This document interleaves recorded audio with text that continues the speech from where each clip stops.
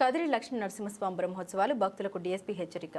శ్రీ సత్యసాయి జిల్లా కదిరిలో శ్రీ లక్ష్మీ నరసింహస్వామి బ్రహ్మోత్సవాలకు వస్తున్న భక్తులు తమ విలువైన వస్తువుని జాగ్రత్తగా చూసుకోవాలని డీఎస్పీ శివనారాయణ స్వామి సూచించారు. గుర్తు తెలియని వ్యక్తులు సహాయం చేస్తున్నట్లు నటించి నగలు దోచుకునే ప్రయత్నాలు జరుగుతున్నాయని, అటువంటి వారి పట్ల అప్రమత్తంగా ఉండాలని ఆయన విజ్ఞప్తి చేశారు.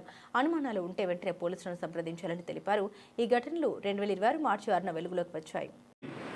లక్ష్మీ నరసింహస్వామి బ్రహ్మోత్సవాల సందర్భంగా కదిరికి వచ్చే భక్తులకందరికీ కూడా పోలీసు వారి తరపున విజ్ఞప్తి ఏమనగా, చాలామంది ఈ ఉత్సవాల సందర్భంగా విలువైన సామాన్లు, సెల్ ఫోను, ఆభరణాలు ధరించి వస్తుంటారు.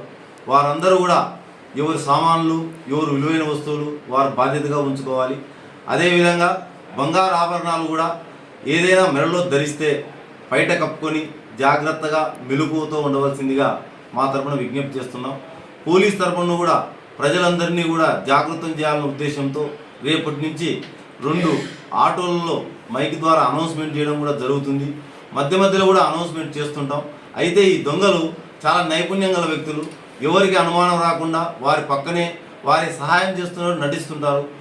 తెలియని వారు ఆ విధంగా చేస్తుంటే వారి పట్ల కూడా ప్రజలు అప్రమత్తంగా ఉండి జాగ్రత్తగా ఉండాలి.